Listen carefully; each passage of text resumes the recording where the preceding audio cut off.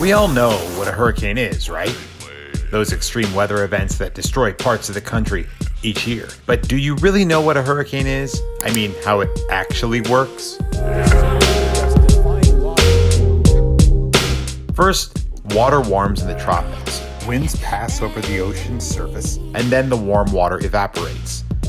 Next, wind forces that vapor into the atmosphere. As it rises, it cools and condenses into droplets. Storm clouds are formed. Winds outside the hurricane steer it and let it grow. The storm starts to rotate with the spin of the earth. Yeah, so as we chart tropical systems, we really look at the wind speed to determine if a storm will become a tropical depression, a tropical storm, or a hurricane. And there's a couple of magic numbers. The first is 39 miles per hour. Once that happens, a system will get a name.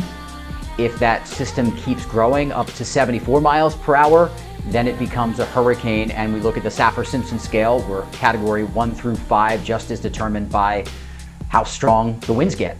Because of climate change, the ocean has become warmer due to absorbing excess heat. And the increased temperature difference between the sea and the upper air can increase the storm's power.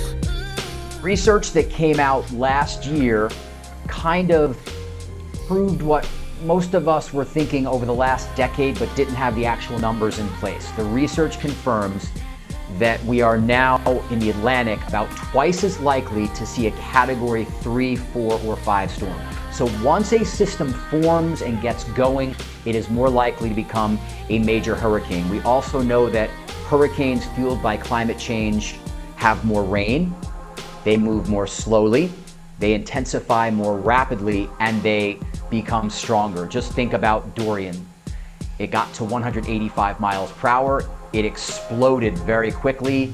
It had so much rain and it stalled out. That is a classic climate change fueled hurricane.